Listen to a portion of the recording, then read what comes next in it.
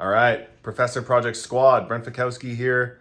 I'm in Madison, checked in. It's been busy. We're learning workouts, we're testing out bikes, all this sort of stuff. Wanted to make this video. I'm a little late on this, but it's been crazy. Had a bag that was lost in the air and all that, and but got it back. So everything here is good, and I'm really excited to compete. Really excited to rip into it. Kind of nervous, kind of excited, feeling like I should be feeling more things, but at the same time, I know I'm ready to go.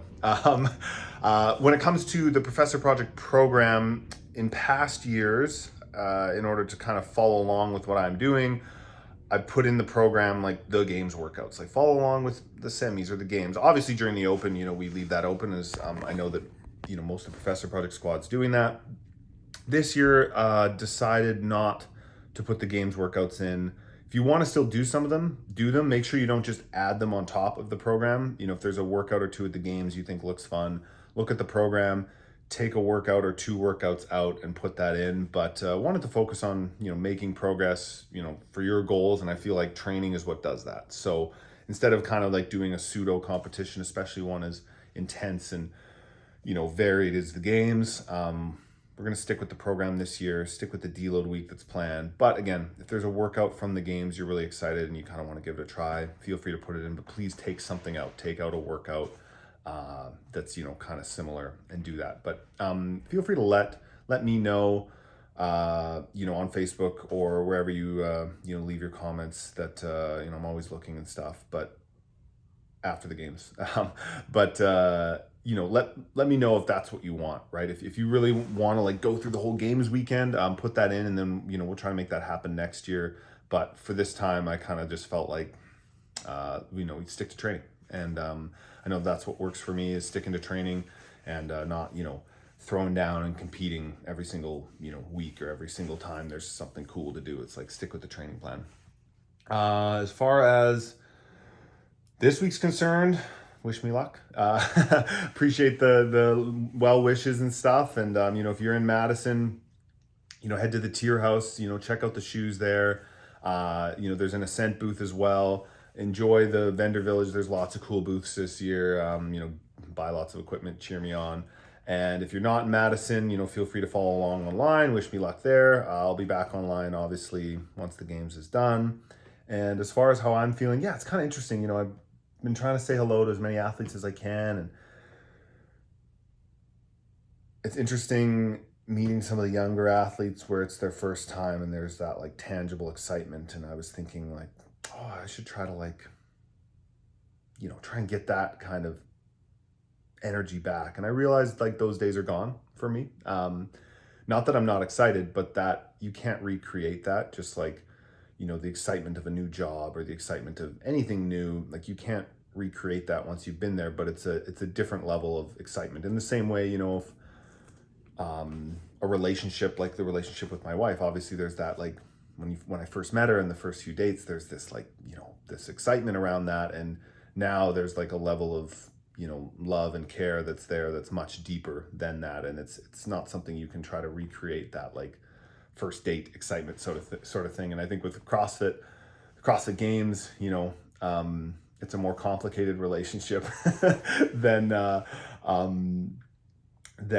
first time I came. And you start to see things that you want to make better and you want them to change, and you start to kind of see the cracks in the foundation and the little things that make you frustrated, but also still really excited to be here and really grateful for the opportunity to get to compete again.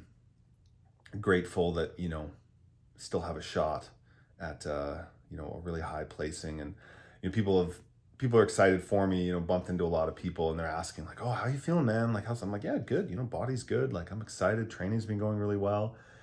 And I said, I've learned that hindsight, everything always makes sense, right? So in 2 weeks from now, I'm going to be able to look back and I'm going to be able to give an honest assessment of, my placing and why it all happened. But right now it's always hard because I tend to go into competitions with like a really positive outlook, and it's just kind of how I am. I'm like, yeah, training's been going really well. Body feels really good, ready to go. But I've said that at competitions, like last year, I said that before the games. I was like, yeah, I think I'm doing pretty good. And now it's easy to say like, oh, maybe I wasn't, I realize now that that wasn't the case, but I truly believed that it was going to be a good year. And I finished 16th, which wasn't, the same standard that I, kind of hold myself to.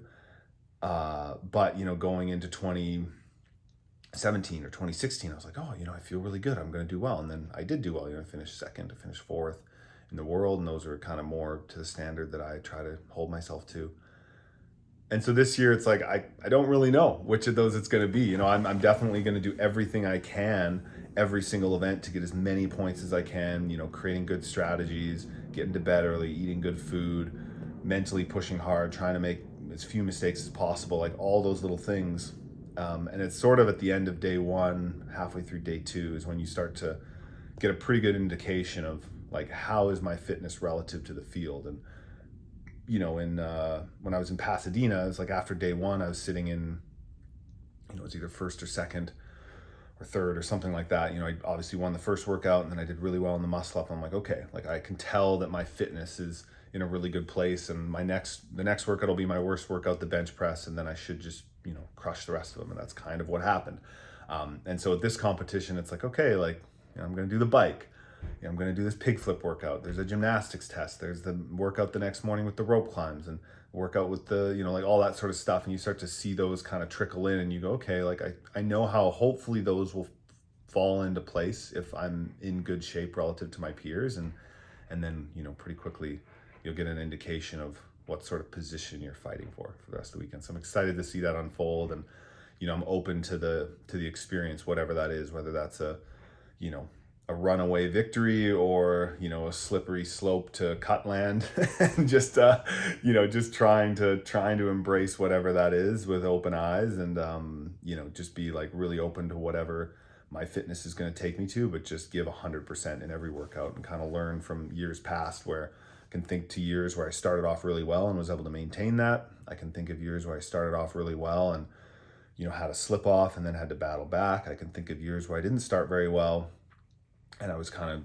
struggling to just maintain whatever position I found myself in after day one or two. And so trying to kind of, know that all those scenarios are a real possibility, try to force as much as I can the best case scenario, but understand that that's not always what happens in sport. And so be open to whatever that looks like, and be willing and be excited to fight no matter what for every spot. That's it. Professor Project Squad, see you on the flip.